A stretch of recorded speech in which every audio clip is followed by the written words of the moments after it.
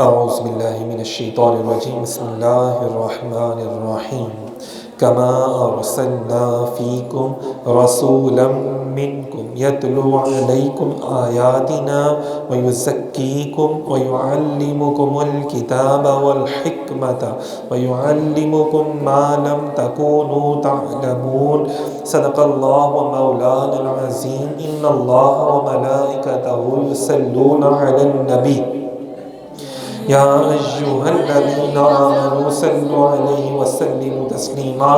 محبت سے پڑھیے گا الصلاۃ والسلام علیک یا رسول اللہ وعلی آلک واصحابک یا حبیب اللہ، الصلاۃ والسلام علیک یا سیدی یا رسول اللہ وعلی آلک واصحابک یا رحمۃ للعالمین، یا راحت العاشقین، یا مراد المشتاقین، یا شفیع المذنبین، یا خاتم النبیین۔ سامنے محترم، آج کا ہمارا موضوع جو ہے وہ علم کی اہمیت کے اوپر ہے کہ کیسے میرے اور آپ کے کریم آقا پاک صلی اللہ علیہ وآلہ وسلم نے علم کی اہمیت کو اجاگر کیا اور اس پر زور دیا، اور باقاعدہ صحابہ کرام کو کس کس انداز میں جو ہے وہ علم سکھایا۔ سب سے پہلے تو قرآن پاک سے اس کا آغاز کرتے ہیں، جو ابھی میں نے آپ کے سامنے قرآن پاک کی جو آیت تلاوت کی ہے، سورہ بقرہ کی آیت نمبر 151 میں اللہ تعالیٰ فرماتے ہیں، ترجمہ: جیسے ہم نے تمہارے اندر تم ہی سے ایک برگزیدہ رسول بھیجا جو تم پر نور حق آشکار کرنے کے لیے ہماری آیات تلاوت فرماتا ہے، اور تمہاری باطنی صفائی کے لیے تمہارا تزکیہ فرماتا ہے، اور تمہیں کتاب الہی اور حکمت و دانائی کی تعلیم دیتا ہے، اور تمہیں وہ اسرار و معارف و علوم و فنون اور انسانی ترقی و کمال کے طریقے سکھاتا ہے جو تم بالکل نہیں جانتے تھے۔ سامعین محترم، اس آیت کے اندر اللہ تبارک و تعالیٰ نے جو ڈیوٹیاں بیان فرمائی ہیں، جو کام بیان فرمائے ہیں نبوت کے، خاص کر نبی پاک صلی اللہ علیہ وآلہ وسلم کے حوالے سے کہ میرے نبی کی ڈیوٹی کیا ہے، کام کیا ہے، تو کام کیا تھا؟ رسول خدا صلی اللہ علیہ وسلم، اللہ کے نبی کیا کرتے تھے کہ لوگوں کا تزکیہ نفس بھی کرتے تھے۔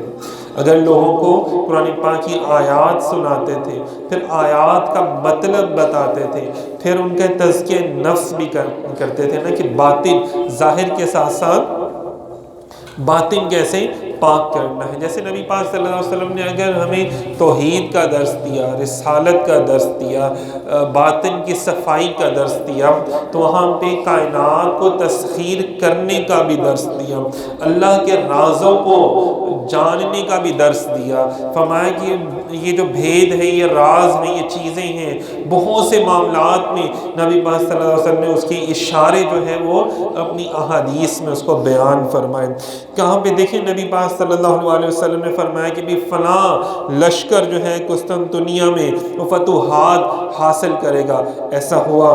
پھر فتوحات ہند کا، فلسطین کا، پھر کتنا جو ہے معاملات کہ فلاں جگہ پہ لشکر جائیں گے، بہت سے معاملات ہوں گے، امت مسلمہ کو کتنی فتوحات حاصل ہوں گی، بہت سے ایسی معاملات جہاں پہ نبی پاک صلی اللہ علیہ وسلم نے بیان فرمایا کہ ایسا ہوگا، اور ایسا ہوا۔ صحابہ کرام کے دور اقدس میں بہت سی پیشن گوئیاں پوری ہو چکی ہیں، اور بہت سی پوری ہو رہی ہیں، اور بہت سی انشاءاللہ تعالیٰ آگے ہوں گی۔ تو نبی پاک صلی اللہ علیہ وآلہ وسلم نے جب یہ بیان فرمایا تو وَكَذَلِكَ جَعَلْنَاكُمْ، تو اللہ تبارک و تعالیٰ نے ایک اور جگہ پر فرمایا سورہ بقرہ کی ہی آیت نمبر 143 میں، اور اسی طرح ہم نے تمہیں افضل امت بنایا تاکہ تم بنی نوع انسان پر نگران بنو اور رسول تم پر نگران رہے۔ سامعین محترم، یہ تمام کام نبی پاک صلی اللہ علیہ وسلم کی ڈیوٹیوں میں شامل ہیں۔ جب سیدنا ابوبکر صدیق رضی اللہ تعالیٰ عنہ مسلمان ہوئے تو عرض کیا یا رسول اللہ صلی اللہ علیہ وسلم، میرا کیا کام ہے، میری کیا ڈیوٹی ہے؟ فرمایا وہی جو میرا کام ہے، میری ڈیوٹی ہے۔ کیا ہے کہ لوگوں کو توحید اور رسالت کی طرف بھی بلانا، اور ساتھ ساتھ لوگوں کو ان کے ظاہری معاملات بھی بہتر کرنا، ان کے روحانی معاملات بھی بہتر کرنا، ان کو اللہ تبارک و تعالیٰ کے احکامات پر عمل کروانا، یہ ڈیوٹی ہے۔ نبی پاک صلی اللہ علیہ وسلم نے فرمایا کہ مجھے معلم بنا کر بھیجا گیا، مجھے معلم بنا کر بھیجا گیا۔ یہاں سے نبی پاک صلی اللہ علیہ وسلم کے علم کے ساتھ محبت کا آپ اندازہ لگائیں، اور علم کے لیے زور جو دیا نبی پاک صلی اللہ علیہ وسلم نے۔ اور یہ دیکھیں اس آیت کے اندر بھی بیان فرما دیا نا کہ تم بہترین امت ہو۔ اللہ رب العزت نے تمام مخلوقات کو پیدا کیا، ان سب سے اشرف المخلوقات بنایا انسان کو، اور انسانوں میں سب سے افضل کس کو بنا دیا؟ نبی پاک صلی اللہ علیہ وسلم کی امت کو۔ جب آپ افضل ہو جاتے ہیں نا تو آپ گھر کے بڑے بن جاتے ہیں، جب آپ گھر کے بڑے بن جاتے ہیں تو پھر آپ کی ڈیوٹیاں بھی زیادہ ہو جاتی ہیں۔ پھر کیا ہوتا ہے، اگر آپ افضل امت ہے صرف اس پہ غرور نہیں کرنا، بلکہ فرمایا کہ اب تم نگران ہو اقوام عالم کا، اب تم لوگوں نے ان کو پڑھانا ہے، ان کو بتانا ہے کہ دیکھو ایسے زندگی بسر کرتے ہیں، یہ طریقے ہوا کرتے ہیں زندگی بسر کرنے کے۔ ایک مرتبہ حضرت علی کرم اللہ وجہ الکریم نے نبی پاک صلی اللہ علیہ وآلہ وسلم سے پوچھا کہ یا رسول اللہ آپ کی سنت کیا ہے؟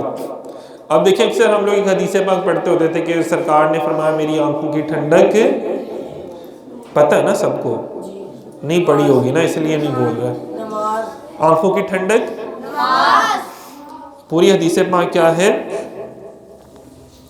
دیکھیں نبی پاک صلی اللہ علیہ وسلم کا ارشاد مبارک قاضی ایاز کی الشفا شریف میں یہ حدیث پاک آئی ہے جلد نمبر 1 میں کہ معرفت میرا مال ہے، سرمایہ ہے، عقل میرے دین کی اصل ہے، محبت میری بنیاد ہے، شوق میری سواری ہے، ذکر الہی میرا انیس ہے، اعتماد میرا خزانہ ہے، غم میرا رفیق ہے، علم میرا ہتھیار ہے، علم میرا، صبر میرا لباس ہے، رضا اللہ کی رضا جو ہے میرا مال غنیمت ہے، فقیری کہتے ہیں نا میرا فخر ہے، زہد میرا پیشہ ہے، یقین میری غذا ہے، قوت ہے، صدق میری سفارش ہے، اطاعت میری کفایت کرنے والی ہے، اطاعت کرنا نا، جہاد میرا خلق ہے، اور میری آنکھوں کی ٹھنڈک نماز ہے۔ یہاں پہ رسول اللہ صلی اللہ علیہ وسلم نے فرمایا کہ یہ علم میرا ہتھیار ہے۔ وہ کون سا ہتھیار ہے؟ جو جہالت کو کاٹ دیتا ہے، جہالت کو ختم کر دیتا ہے۔ علم ایک ایسا ہتھیار ہے شیطانیت سے ہمیں نجات عطا کر دیتا ہے، ہمیں بچا لیتا ہے۔ اگر آپ کو ایک برے کام کا علم ہوگا نا کہ یار اس کو کرنے سے مجھے جسمانی بھی کتنے نقصان ہے، مجھے روحانی بھی کتنے نقصان ہے، مجھے معاشرے کے والے سے بھی مجھے کتنا نقصان ہو جائے گا، جیسے بے شمار ایسے گناہ ہمارے یہاں پہ نا، جیسے شراب پینے کا پتہ چل رہا ہے کہ کتنے اس میں جسمانی بھی کتنے معاملات خراب ہوتے ہیں، زنا کرنے سے پتہ چل رہے، ڈاکہ ڈالنے سے کہ بھائی بعد میں میرا کیا حشر ہوگا، تو انسان کتنے گناہوں سے بچ جاتا ہے۔ اللہ پاک بھی پھر توفیق عطا فرماتا ہے۔ نبی پاک صلی اللہ علیہ وسلم نے علم کی آگاہی کے لیے بے شمار آپ نے لوگوں کے حوالے سے گفتگو فرمائی۔ سامعین محترم، ایک خاتون حاضر ہوگی رسول خدا صلی اللہ علیہ وسلم کی بارگاہ میں، عرض کی یا رسول اللہ صلی اللہ علیہ وسلم میں اپنے آپ کو آپ کی بارگاہ میں پیش کرتی ہوں، میری کوئی خدمت پہ ڈیوٹی لگا دیں، میں اپنے آپ کو ہبہ تحفتاً مطلب پیش کرتی ہوں، جو آپ چاہیں میں وہی کروں گی۔ نبی پاک صلی اللہ علیہ وسلم خاموش رہے، کچھ دیر بعد وہ پھر کھڑی ہوئی، عرض کی یا رسول اللہ صلی اللہ علیہ وسلم میں اپنے آپ کو آپ کی بارگاہ میں پیش کرتی ہوں، میری جو چاہیں ڈیوٹی لگا دیں۔ پھر تیسری دفعہ کھڑی ہوئی تو ایک صاحب بھی کھڑے ہو گئے، عرض کہ یا رسول اللہ صلی اللہ علیہ وسلم اس خاتون کا مجھ سے نکاح فرما دیجئے، بڑا غور سے سنیے گا۔ تو رسول کریم صلی اللہ علیہ وسلم نے فرمایا تمہارے پاس اس کا حق مہر، دیکھیے حق مہر دینے کے لیے کچھ ہے؟ اس نے عرض کیا یا رسول اللہ صلی اللہ علیہ وسلم میرے پاس کچھ بھی نہیں۔ فرمایا جاؤ تلاش کرو، اگر تمہیں ایک لوہے کی انگوٹھی بھی مل جائے نا تو تم وہ بھی لے آنا، وہ کسی چیز ہوتی ہے وہ بھی لے آنا جا کے۔ تو وہ جب گیار ڈھونڈ کے لایا تو اس نے عرض کیا رسول اللہ صلی اللہ علیہ وسلم میرے پاس تو ایک انگوٹھی بھی نہیں ہے۔ پھر قربان جائے نبی پاک صلی اللہ علیہ وسلم نے علم کی اہمیت کو اجاگر کرنے کے لیے، صحابہ کو بتانے کے لیے، لوگوں کو، مجھے آپ کو، ہم سب کو بتانے کے لیے فرمایا کیا تمہارے پاس قرآن ہے؟ اس کا مطلب تھا کیا تمہیں قرآن پڑھنا آتا ہے؟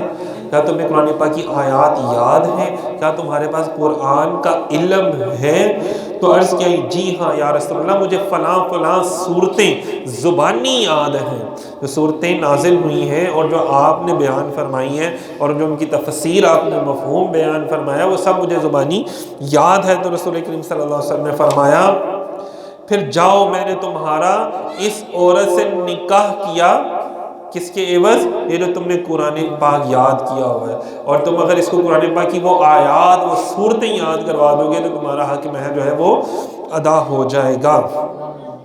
یہاں پہ آپ دیکھیں کہ نبی پاک صلی اللہ علیہ وسلم کیا فرما رہے ہیں کہ ایک صحابی کا نکاح صرف قرآن کی یاد ہونے پر کر دیا گیا، کیونکہ اس کے پاس کوئی اور چیز نہیں تھی۔ اب دیکھیں کہ وہ اپنی بیوی کو یاد کروائے گا، آگے جو اولاد ہوگی وہ مسلمان ہوگی، اور بیوی جو ہے وہ آگے اولاد کو قرآن یاد کروائے گی، اور اسی طرح حضور کی امت میں قرآن پھیلے گا۔ تو دیکھیں اس چیز کو نبی پاک صلی اللہ علیہ وسلم نے کتنا زیادہ پسند فرمایا۔ یہ صحیح بخاری کی کتاب النکاح کی حدیث پاک میں آپ کو بیان کر رہا تھا۔ ایک دوسری حدیث پاک ہے کہ یہ کون سی کتاب میں ہے؟ ترمذی شریف میں، اور بخاری شریف میں بھی کتاب العلم میں اس کو بیان کیا گیا۔ کیا بیان فرماتے ہیں کہ میں نے معاویہ سے سنا کہ وہ خطبہ کے دوران فرما رہے تھے کہ میں نے رسول اللہ صلی اللہ علیہ وسلم کو یہ فرماتے سنا کہ جس شخص کے ساتھ اللہ تعالیٰ بھلائی کا ارادہ فرما لیتا ہے تو اسے دین کی سمجھ بوجھ عطا فرما دیتا ہے۔ بھلائی کسے کہتے ہیں؟ اندازہ کریں، جس کو اللہ پاک صالحین میں شمار کرنا شروع کر دیتے ہیں، بھلائی جس کو عطا کر دیتے ہیں، اور اللہ کی بھلائی کا عالم کیا ہوگا؟ تو اللہ تعالیٰ کیا کہتے ہیں؟ اس کو دین کی سمجھ بوجھ عطا کر دیتے ہیں۔ آپ دیکھ لیں، جس کو دین کی علاوہ سمجھ بوجھ فہم عطا کر دیتا ہے نا، اس کا مطلب اللہ کے حضور وہ ایسا شخص ہے جس کے ساتھ اللہ تعالیٰ نے بہت زیادہ اچھا سلوک کیا، اور جس کو دین کا عقل فہم شعور عطا نہیں ہوا تو اس کا مطلب ہے کہ اس کے اندر علم کے حوالے سے کچھ بھی نہیں ہے۔ تو یہاں سے پھر ایک اور فرمایا نبی پاک صلی اللہ علیہ وسلم نے کہ علم حاصل کرو، یہ تمہیں حلال اور حرام کے نشانات کا تعین کرنے والا ہے، اور اہل جنت کے راستوں کا مینارہ ہے۔ اہل جنت جو ہے نا، علم کی روشنی سے راستے تلاش کرتے ہیں۔ یہ وحشت میں مونس ہے، غربت میں تمہارا ساتھی ہے، کیا؟ علم۔ خلوت میں کیا ہوگا؟ اپنے صاحب کے ساتھ گفتگو کرنے والا۔ جب تم اکیلے بیٹھے ہوتے ہیں نا، اگر تم نے علم حاصل کیا ہوگا تمہیں بہترین سوچیں آئیں گی۔ یہ خوشی کی طرف لے جانے والا اور غموں سے نجات دلانے والا۔ اگر تمہیں علم حاصل ہوگا تو تمہیں پتا ہوگا کہ میں نے اس مشکل سے کیسے نکلنا ہے۔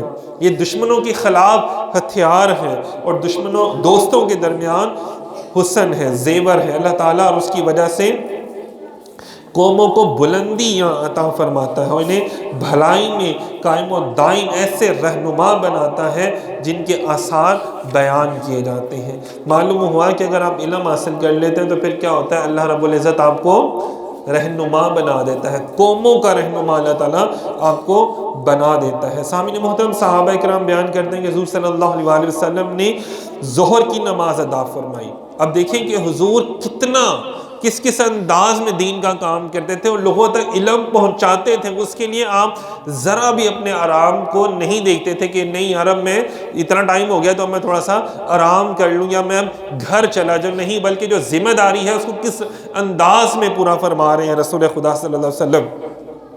دیکھیں، ظہر کی نماز ادا فرمائیں، پھر منبر پر کھڑے ہوئے یہاں تک کہ عصر کا وقت ہوا، پھر آپ صلی اللہ علیہ وسلم نے عصر کی نماز ادا فرمائی، اور آپ پھر کھڑے ہو گئے یہاں تک کہ مغرب کی نماز کا وقت آ گیا۔ اس تمام عرصے کے دوران میں حضور صلی اللہ علیہ وسلم سے ابتدائے کائنات سے لے کر، دیکھیں، ابتدائے کائنات سے لے کر قیامت تک کے حالات و واقعات رسول خدا صلی اللہ علیہ وسلم نے بیان فرمائے۔